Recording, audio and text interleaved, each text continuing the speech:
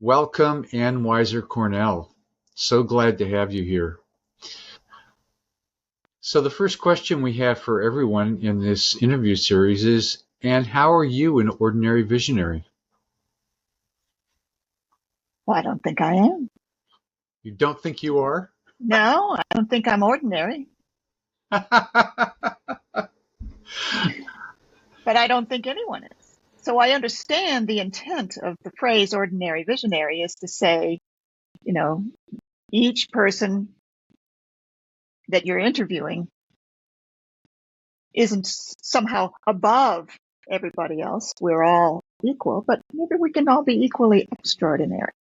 Yeah, I would agree with that. I think everyone has their extraordinary aspects, but I Mm-hmm. wanted to have it be for ordinary people to acknowledge that in some ways they've done extraordinary things. They've had a vision, been inspired, they wanted to make a difference, they worked hard at it, they put things into action, and those are the kind of interviews we've had.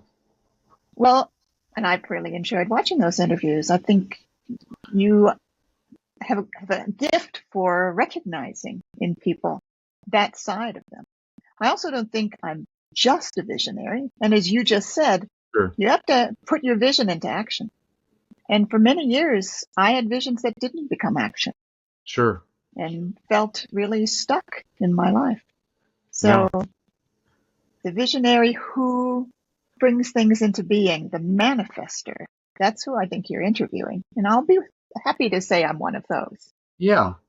And obviously, some people are at genius level in that area. They put a lot of Mm-hmm. stuff into action. Often, what we don't see, though, in the background is all the things they had great ideas about, tried and failed. Mm-hmm. You Mm-hmm. know, there's a lot of things. Well, this would be a great service, and no one else thought it would be a great service. Right, right. So, tell me a little. So, you have a company called Focusing. Is that the name of the company, or the? It's Focusing resources Focusing Resource. is the name of my company, and Yes. it has been going since 1985. And what you teach is a process called focusing, and you do it yourself, and you've developed practitioners, independent practitioners that work with clients to use the focusing technology and techniques and approaches. So, Right, but I didn't develop focusing. It's from my mentor.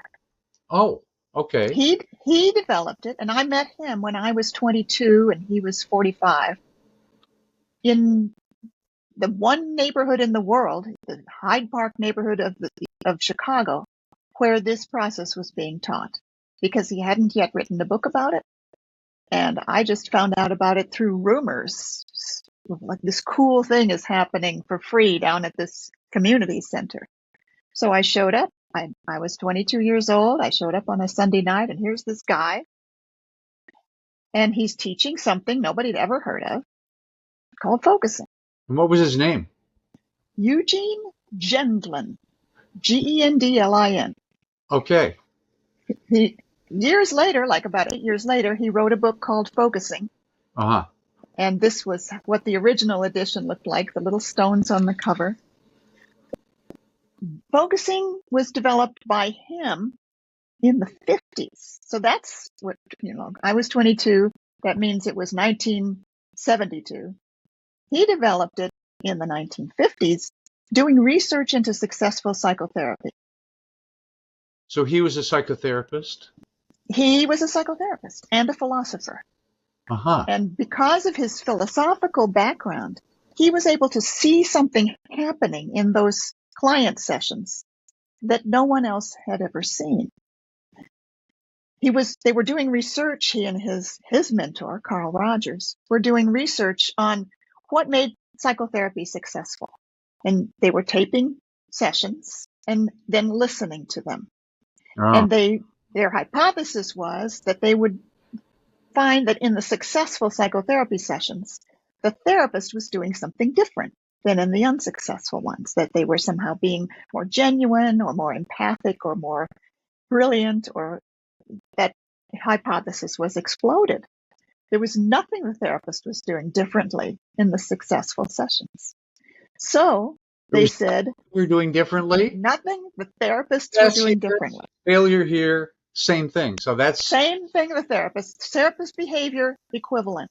What distinguished the successful therapy sessions from the unsuccessful ones was something that the client was doing in the first or second session. So not because they got better were they doing something differently. These clients were people who naturally had an ability that was going to make their therapy successful. And then if they didn't naturally have that ability, their therapy wasn't. Well, these are tendencies, right? I can't say for sure. It really is kind of insulting to say nobody got better without this. But true. it tended to be true that the people who were doing this funny kind of process in the very first session were the ones whose therapy would be successful. And so that process, they distilled from the tapes and then figured out a way to teach it. So what was that process? Well, at some point in the therapy session, the client would stop being so articulate. They would slow down in their talking and they would begin groping for words for something they were feeling at that very moment. And they would often gesture toward their bodies and they would say, I don't know how to say this, but it's right here. And then they'd words for it, and they would be fresh words, like it would kind of surprise them and the therapist, like it's not anger, it's disappointed longing, like And then that was what did it. So Gendlin discovered a kind of experience that people have that's not an emotion, not a thought, right? So we think if we pause and listen to ourselves, we'll find emotions and thoughts. But he discovered this thing that he named a felt sense. I felt And sense. the felt sense is something, he gave the name felt sense to this. It's the way that people, as you live your life, if you pause and notice how you're feeling, and not just how you're feeling emotionally, but the whole feel of being in that situation, being in your life at that moment, which is complex. You can't describe it in a single word. Right. And that contains wisdom. It contains information. Now, people have been having felt sense Forever. since the dawn of time, and experts in any field get felt senses all the time. Like, see, a kindergarten teacher who's been a kindergarten teacher for 30 years can walk into a kindergarten, even one she's never been in, or he, and like really know without even articulating it. Well, okay, this is going to be an okay group. Those folks over there, though, need a little extra attention. That the knowing comes at that whole body level. So how do you teach people to do this if they don't do it naturally? Yes, and people tend to be in their head. They tell stories about things. And there's repetitive stories, Yes, yes, and they yes, categorize. yes, yes, yes.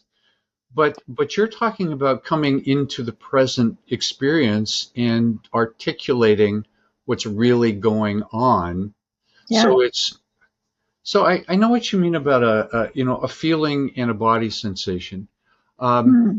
I used to say way back when I did some design work, and I could Hmm. get body sensations or felt sense around colors. Right? I mean, it's like this color feels better. It feels more vibrant. It feels more whatever. And I I just know. and I could put a name to it, Yeah. but I actually could feel it. Mm-hmm. Mm-hmm. And that's Yeah. but I think obviously that capability is possible for everyone. Maybe not Everyone. everyone, just about everyone, Well, unless you're I've psychologist, been, perhaps. well, I became a focusing teacher, and I've been teaching focusing now for 40 years, and everyone can learn it. Yeah.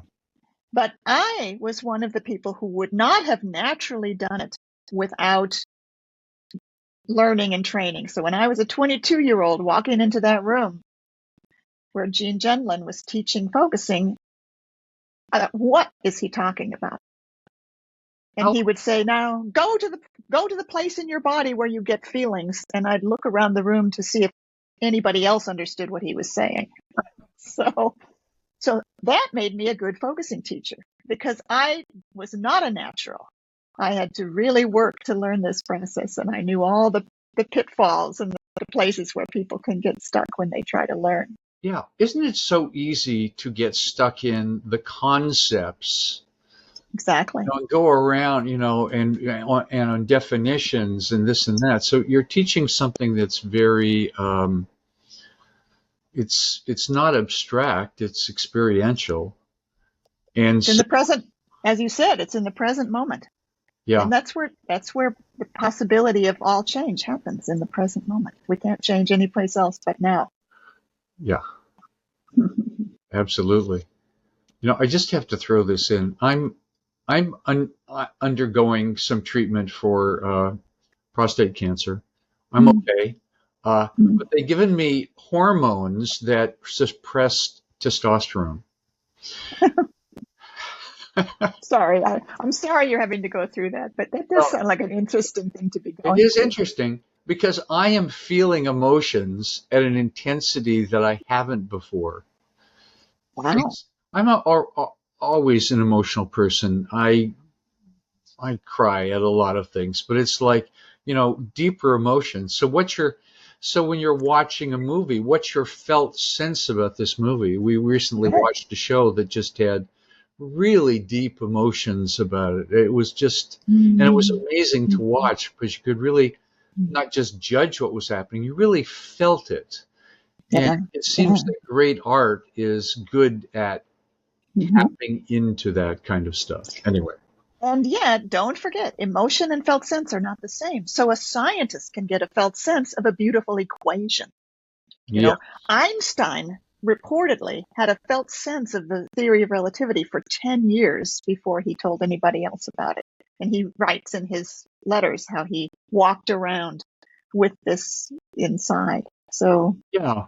As a marketer for self-employed for 39 years, I had a felt sense of what would interest people versus what wouldn't mhm, interest people. right, right. But I wasn't always right. It's a really quite an art to figure out, will this interest someone? But sometimes it was just like pow. Or sometimes you come up with a name for something, like when I came up with the title of my book, The Info Guru Marketing Manual. And that Right. really caught on. So, Mm-hmm. just it's like I remember getting it in the shower. I was looking at it, what's Mm-hmm. the name? So, Well, but it's also a feedback process. No matter what, you don't just come up with something. You also check it back again. And checking it back when you're engaged in interactions, which is what marketing is, means noticing the reaction you're getting and then adjusting.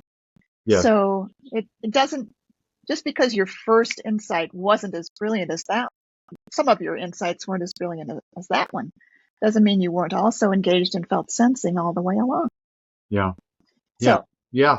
would you like to know next? And um, so let's talk a little bit about the evolution of focusing and then get more into ideas around focusing. So you at 20 years old, you were taking these classes, and how long did you take it? And uh, when did you get to the point that you were teaching it, and were you certified? And what was the kind of the whole process?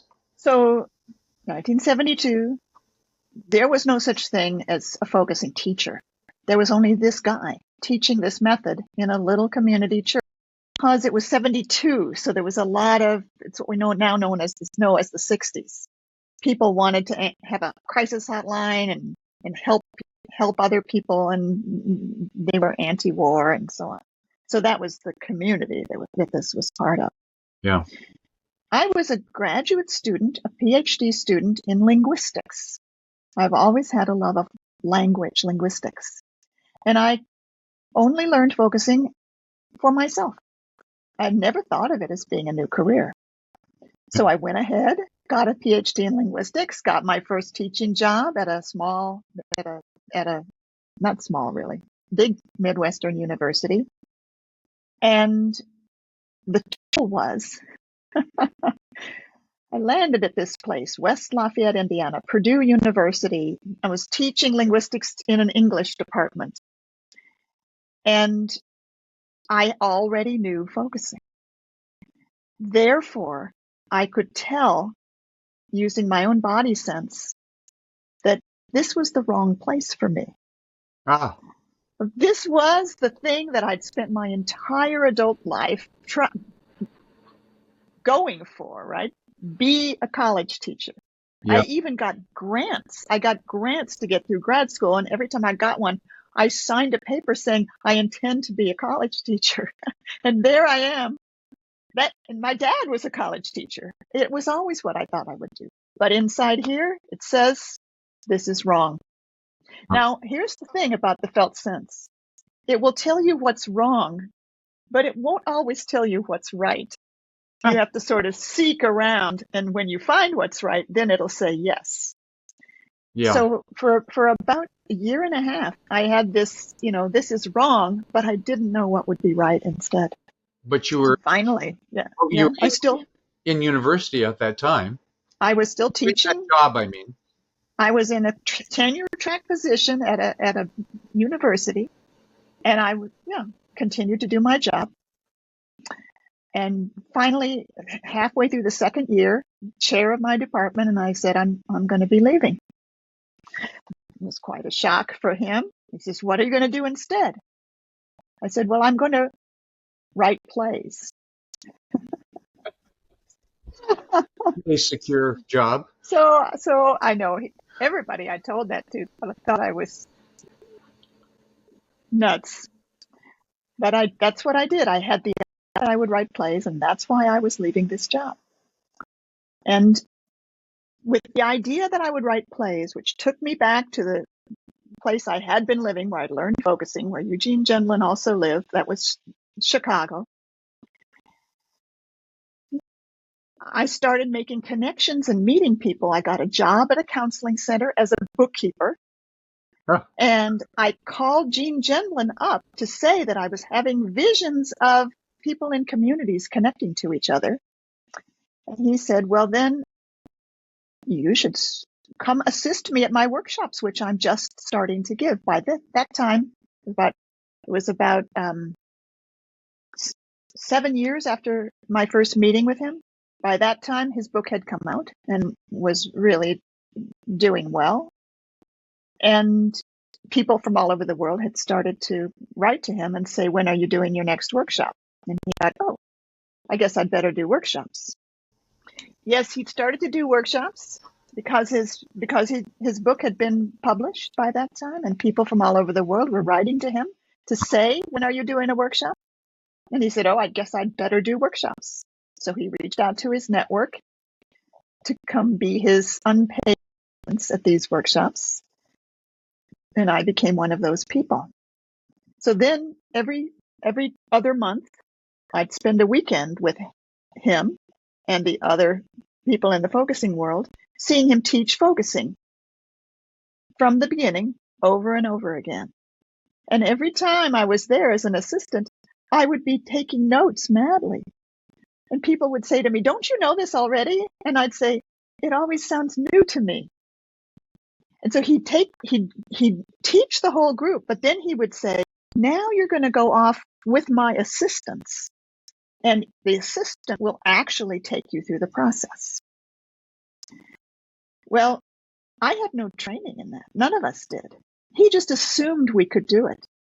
So we learned on the fly. Right.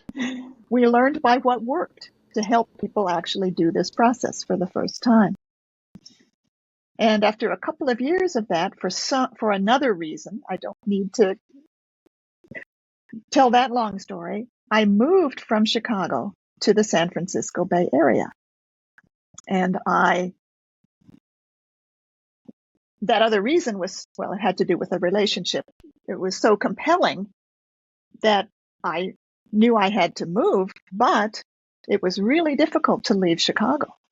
because that seemed like the center of the world for focusing. And we were starting to create a network of people. I had given up on writing plays by then and had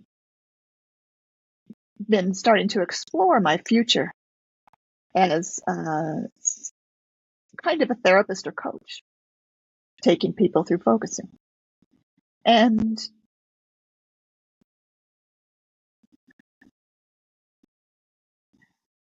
it was difficult to leave Chicago.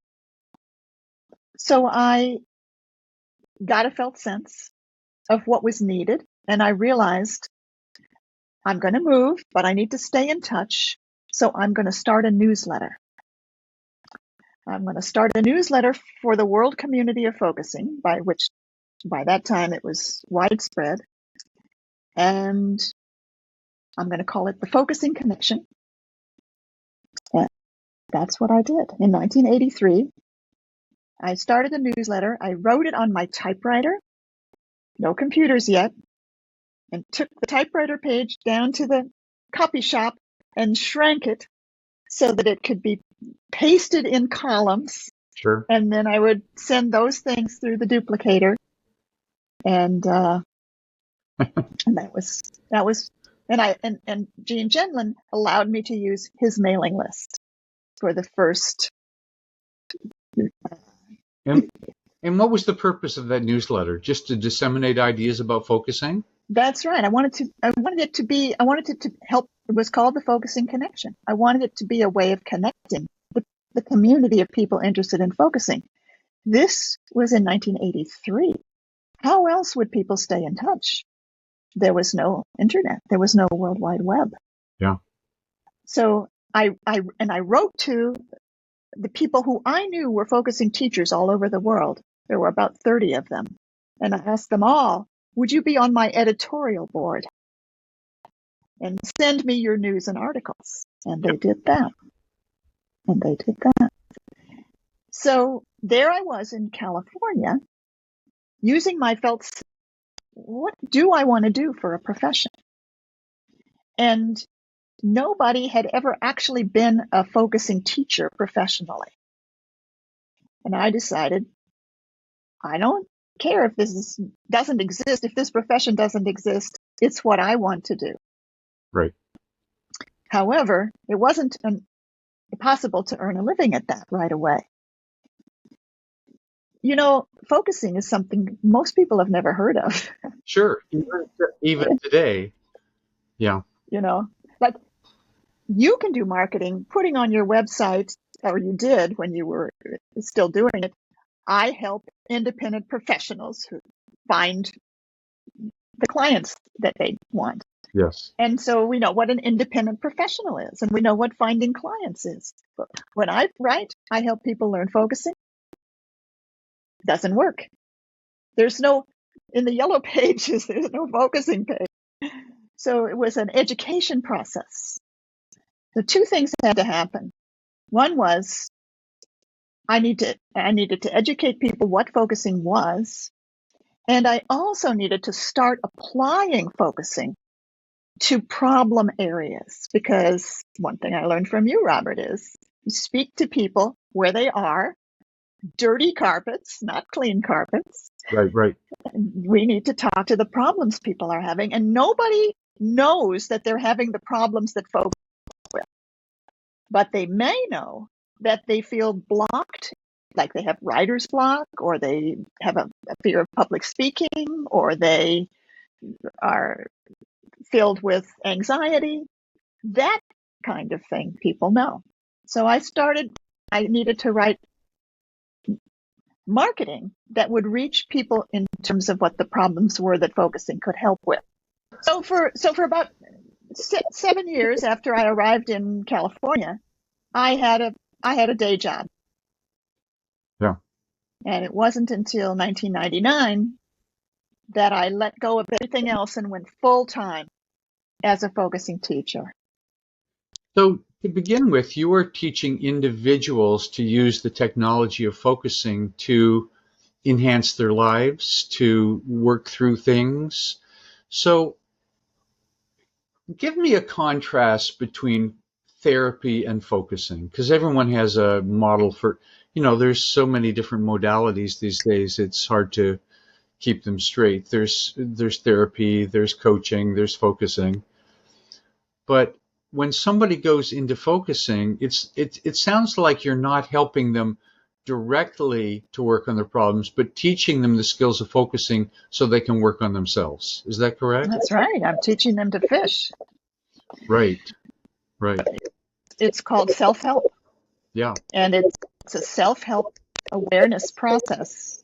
And once you learn it, you have it for the rest of your life. And and your life changes. So you said, what's the difference between, like, how can I compare therapy and focusing? So we teach the therapist how to do therapy, or the coach how to do coaching. And then they are the ones who have the clients. Yeah.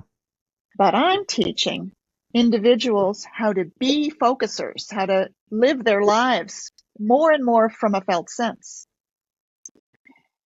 And that is quite different. Now, I teach therapists because if therapists are aware of focusing, they too can have better experiences with their clients and more relaxed experience with their clients. So you can be focusing aware when you're with clients as a therapist. But I always say, if you're going to do that as a therapist, you have to learn it for yourself first. Yes. So when one is doing focusing with oneself, I assume it's not some random process. It has steps. It has steps. Steps, and Yeah. so give us a little sense of what Okay. that looks like. Does it start with here's an issue that I have, or It could. It yeah, could. Usually. Yeah. yeah, Usually. Well, you can start basically with an issue or with your body. If you start with an issue, you have it in mind, but then you bring awareness to you. yeah, So it always starts really with the body. And that means especially this throat, chest, stomach area, because this is the sensitive area to felt senses. hmm, We're not very likely to get a felt sense in the back of the neck. It's up here somewhere, mm-hmm, because these are temporary. They come in the situation. So they're not your stiff neck, which is a physiological response. It's your felt sense comes here more likely. mm-hmm, So you bring awareness in here. And then you remember your issue. So there's something about that new article I'm writing that just feels stuck. I don't seem to be able to get started. Okay, so let me bring that question in here. There's something about this new article that feels stuck. And then I wait. And something forms in response. It might be an image. It might be an uneasy feeling somewhere. The next step is to describe it. Describe it without analyzing, interpreting, or evaluating. sure. Describing just how it feels. Give an example of that. And so I think about that article that I'm writing. It's something that feels stuck about it. I pause, I wait, and I'm starting to feel something down here in my solar plexus that's kind of like a condensing cloud. Yeah, and it's kind of gray. And I'm checking those words back with it, like a gray condensing cloud. Yeah, that's right. And it also has a little bit of a tension or gripping feeling to it. Okay. Mm-hmm. So, and then I stay with it longer. I say, okay, hello. I say hello to it. I know you're there.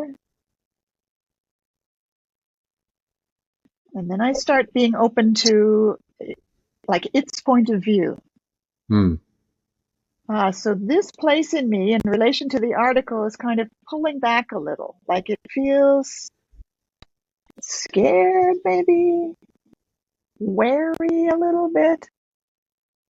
Oh, okay. So each stage is a little bit more. We didn't have the scared wary when we got started. Right. It emerged from our contact with it. Right. The next step is going to be to sense what it is about the article that feels that way, and so on. At some point, there may be, aha, that's what it is, and a kind of release and relief. So the thing that sort of popped out for me is you're not trying to change it, you're trying to observe it. Oh, yes, totally. Trying to change it won't work. Be aware of it. It's talking to you. Yes. If you want to get to know somebody, you don't want to immediately try to make them somebody different. That won't work. Yeah. But, usually the writing something is a great example because a lot of people struggle with writing. Lots of people. Absolutely. They don't know what to say, Absolutely. blah, blah, blah. And then they spin around in their head about it. And that doesn't really help very much. But then, Right. but the thing where you sometimes set something aside and say, okay, well, I'm not sure right now. I'm going to set it aside. Mhm. And in a way, that's allowing the process to just sort of ferment inside you. So that may be a kind of, Sure. simple focusing. And then that's happened to me because I've written a lot. I said, I'm just, whatever. And then it just starts to clarify. Right. And you know the difference between writing that flows and I'm in the groove, and writing that has become as slow as molasses. And you know what?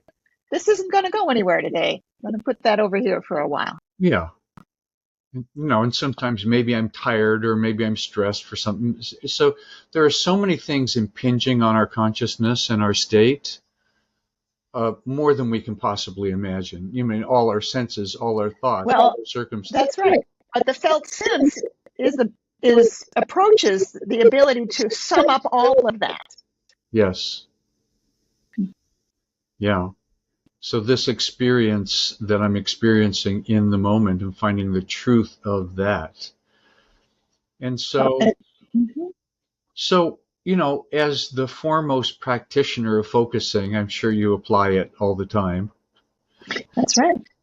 Does it become kind of, I don't want to say automatic or habitual necessarily, but more of just sort of a natural and easy process to just settle back into what's going on? What's my felt sense right now?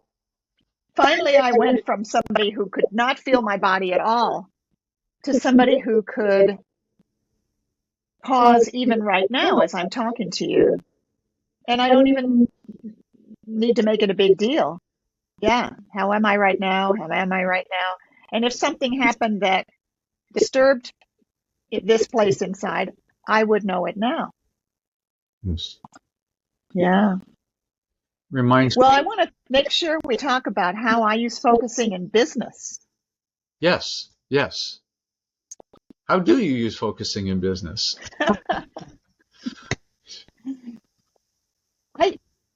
My body can even give me numbers. If I'm pricing a new offering, a new workshop, I get a number. It floats up, and then of course I'll check it. I'll ask my assistants, does that sound to you? Or I'll ask some other people. But many business decisions I make using this whole body sense. Yeah.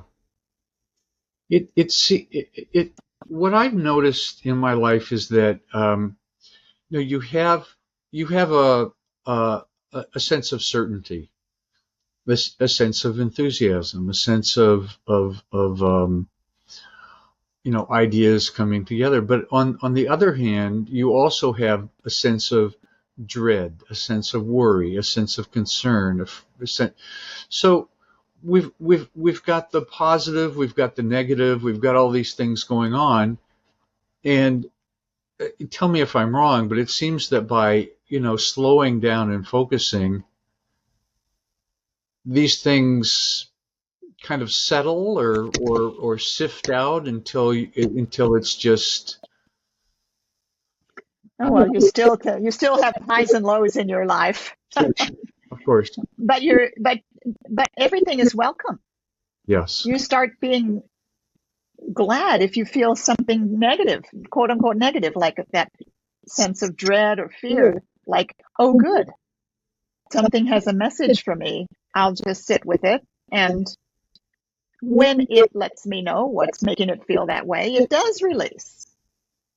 yeah, Gendlin wrote, every bad feeling is potential energy for a more right way of being if you give it space to move toward its rightness.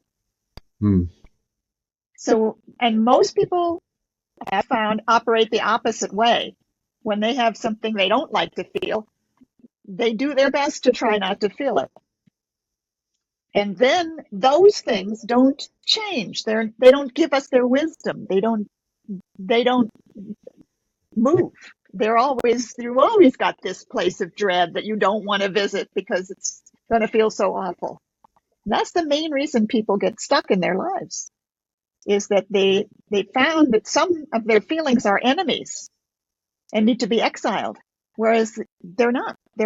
Everything you feel is your friend. Yeah. I mean, in Western society, a prevalent way of being is, I want things to be different. Things shouldn't be the way they are. Something's wrong. Something's wrong with me.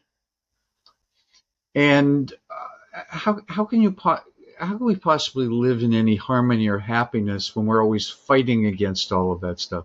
It's like we want Absolutely. to move towards happiness, but everything we're doing to move towards happiness is making us unhappier. It's really sad, isn't it? There's enough Yeah. unhappiness in the life that we don't, that isn't sickness, death, loss of loved ones, and so on. We should not add to it by our non-acceptance Yeah. of our own feeling process. Yeah, it's tragic, really. So I so I've got to bring in an issue, but just sort of as a thing. So someone presents with, I am spending way much time following politics, Yes. something that I've been somewhat addicted to since Trump was elected 8 years ago. Mhm. And there's a sort of a wanting. I need to know what's going on. If I don't know what's going on, something will come and get me. Just knowing about it. So how do you? Everyone's affected by crazy political things and political news, unless you tune it out completely, which is hard to do. But have you worked with people on that issue? I mean, we've got crazy things happening in the world. Politics is just one example of it. And Yeah, well, ever since March of 2020, I've been doing a free webinar monthly called Support for Stressful Times. And these are the kinds of things that come up for people yeah, when we live in these scary times, which is that I'm following the news all the time, I'm stressed all the time. yeah, It's focusing is about felt senses, but people have something else that I find really important to work with, and that's what we can call hearts. So I'm still a PhD in linguistics. I still love language, even though I'm not getting paid for it anymore as a college teacher. right, I noticed there's a form of language that you can use so that you still can keep company with your feelings, but you're not getting taken over by them. right, And that form of language is something in me. So I'm aware there's something in me that feels the urge to follow politics all the time. Now, when you were saying, I have that urge.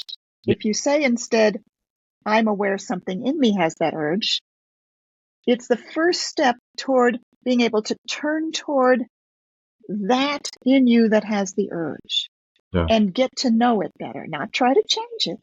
That's not what it's about. But when you are not all that, you are feeling how you are bigger than that. I have a free course that I offer called Get Bigger Than What's Bugging You. So anything that's bothering you can still be here, it can still be bothering you, and you can get bigger than it, partly using this language. Something in me. Then something in me feels the urge. And you, Robert, have already understood a lot of why, Yep. but you would say, it's letting me know that it's scared if I don't pay attention, someone or something is going to grab me by the back of the neck. And I'm letting it know I hear that, so you would say to it. And then something would happen next, which can't be predicted. I'm not saying you would stop feeling that way, but people get into obsessive or even addictive behavior and thought patterns. And if we can take a larger perspective and have a relationship with them instead of feeling like that's me, I'm doing it, Yeah. then something new can happen. A term that I've used or I've learned is disidentifying. That's right. So when I'm identified with it, the thought, the Mm-hmm. belief, the feeling is me. Or That's right. you remember Alien? I don't know if you ever saw that movie. Of course. That thing came over your face, and it's like, well, Mm-hmm. but I can't even notice it. I'm looking. And you can't see what it is that you're identified with. You have to disidentify. And this language, something in me, is a way to help disidentify. Yeah, something in me seems to be. Yeah. I, you know, I, some things seem so small, but they take on big proportions in your life to really irritate you. Like I hate it when things are disorganized or chaotic. Mm-hmm. Probably brought this up on a number of different interviews, and so that's an interesting way to approach it. Well, something in me is feeling anxious right now about this. Because of disorganization and chaos. Yeah. Yeah, Uh-huh. and if I go into a place that's really messy, it brings up a visceral reaction. Mm-hmm. It's Mm-hmm. not just an opinion. Things should be And organized. maybe that's not a problem. It's just how you are. But if it becomes a problem, then you can turn toward it and investigate it, get to know it, have a relationship with it, and maybe steps of change will emerge. Yeah. I had writer's block. I'm now the author of 5 books, and the one that's coming out soon is the 6th one. But until I was in my mid 40s, all I had written was a PhD, and I knew my destiny was to write a book, at least one book that would help people change their lives. Yeah. But I couldn't. I had writer's block. If I sat down to write, either it was painfully slow, or nothing would come, or I'd feel like I suddenly had the urge to clean the refrigerator. And I had a focusing session. There were a number of sessions, but I remember clearly the one that really Someone you do changed with everything. someone else or with yourself. Yes, well, focusing works best when we do it with another person, and that's the model of focusing partnership that I first learned when I was 22. The other person isn't a counselor, coach, therapist. The other person is a focusing partner, and you exchange the partnership. Hmm. So this was in a partnership session with my ongoing weekly focusing partner. And I sat down and I said, today I really want to address this writer's block. And I've decided that I want to invite the part of me that doesn't want to write. I'm not in touch with that. All I know is I want to write and I can't. But there must be a part of me that doesn't want to write, or I'd be doing it. Yes. Yes. So that's what I did. And I closed my eyes and I sent out the invitation into the universe or into my body. Please, can I get in touch with the part that doesn't want to write? And I began to feel something. It was like, do you see what I'm doing? It made my body move like this. Yeah. Yeah. And I finally found the word ducking. and it felt like something in me was ducking, and it felt like I could tell that it felt that it was about to be shot at. Shot at. So I'm on a target range standing in front of the target. If I write, someone If would. I write, that's right. That's right. And that finding that out was the start of a huge change that I can write easily now, completely easily. Yeah. So in working with clients over the years, I wish I had learned focusing 20 years ago, because I know. it would I have. feel lucky that I learned it. So In fact, I went on a search in reading and talking to people to figure out what technique, strategy, approach, whatever I could use to help people get unstuck from their fears of marketing. Because right. yeah, talk about ducking. It's like, oh, if I get out there, so what is Yeah. the part in me that doesn't want to Yeah. be exposed, or Right. Right. and it's really, really, really common. Even though we That's have right. something that's so valuable to contribute, there's something equally strong holding us back. So we suffer, and it can be terminal practically. It's like, okay, well, I gave up on my business because I couldn't get past that kind of thing. So It's I tough. studied NLP, this and that. Byron Katie's work helped a You lot. discovered yeah. Byron Because that Katie's was work is wonderful. it has some similarities, and I discover a belief in myself, and then, And then rather than trying to change the belief, you just say, is it true? is it true? What's it Yeah. doing? What's happening? And then, And you can answer yes or no. It doesn't matter whether you answer yes or no, because that is a kind of disidentification from the belief. yeah, Yeah. yeah. And I had some ridiculously freeing experiences from doing that. Mm, It's like, yeah. I found I was procrastinating all the time, and then I did a session with myself, and all of a sudden procrastination disappeared. I couldn't Mm-hmm. function procrastination for months. Mm-hmm. That Mm-hmm. was Yeah. like a peak Yeah. experience. So that kind of Pretty neat. capture can happen with focusing. All of a sudden, I don't know how soon did you get into writing after you started to explore with this? Oh, right away. Right away. Yeah. Yeah. And it doesn't mean that it's a quick fix or an instant cure, but it does mean that shift happens. And there are a number of other great methods too, as you say, but I think the characteristic they all share is that we're not trying to change ourselves, which is an interesting paradox. Like you're doing it because you want to change. Yeah. But we need to find an inner attitude or an inner place to sit that's accepting how it is Yeah. and being curious. Yeah. And I think that curiosity is one of the most powerful forces for good. Yeah. If we can sit in a conversation with a person we don't agree with and just be curious, new things can happen, even if we have no idea what they are when we start. So over the years, you developed this practice, did it on yourself, validated And then results. And then I started having a business in it, and the journey of having a business is a whole other thing. Probably the greatest miracle for me in having a business was having employees. Ah.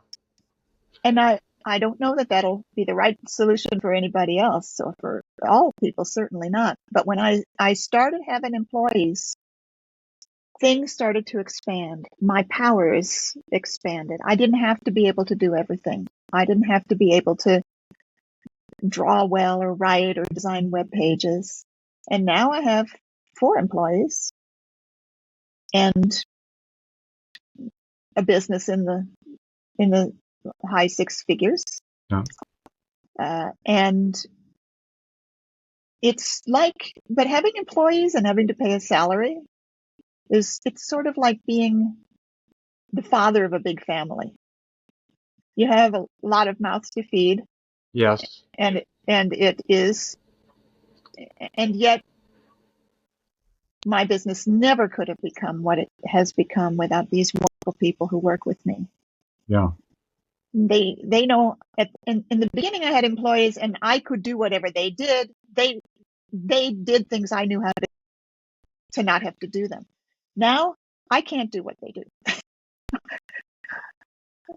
They have powers and abilities far beyond mine. Yeah, that's wonderful. So, was there a point where you realized, unless I get help, I'm going to be limited in my work? And Yes. um, That, and and what was it?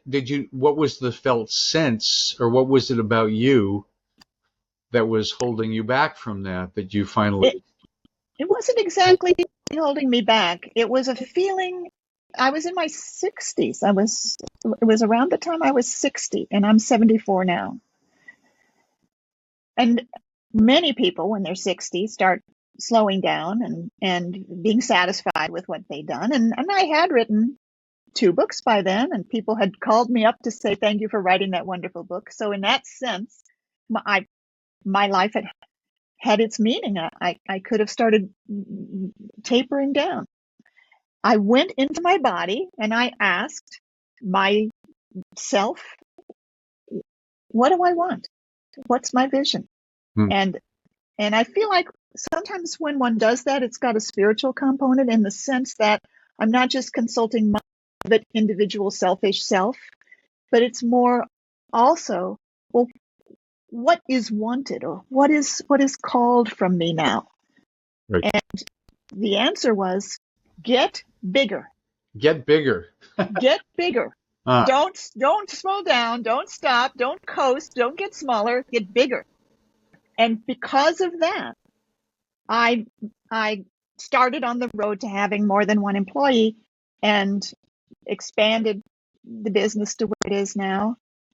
And I'm invited to speak at international conferences as a keynote, yeah. and people refer to my books in their books. And this is what I was hoping for. What I really would like is if focusing would be as as much of a household name as mindfulness or yoga, and we're not there yet. Yeah. So Do you have a yeah, successor sort of. or successors? I mean, you've taught a lot of people. Well, there is a young woman who's now taking over my courses. She's apprenticing with me or interning with me, and she's excellent. I have a certification training. People do become focusing teachers and facilitators, and I graduate about 20 people a year. And she was the cream of the crop from one of my years. Uh, and and yet, what I also hope is that all those great people who have graduated from my certification program are in their fields bringing focusing there. And one of the great examples of that is Deborah Cortese, who's one of your ordinary visionaries, Right. who's brought focusing to the field of uh, training people to run, the field of running, coaching running, and training for running. Yeah. Brilliantly, has done that brilliantly. And so wanting focusing to become part of daily life for everybody means so many different people. Another one bringing it to spiritual direction. Another one bringing it, yeah, I ought to have those things at my fingertips. But anyway, well, all kinds of fields that people are bringing focusing to, including therapy. Yeah.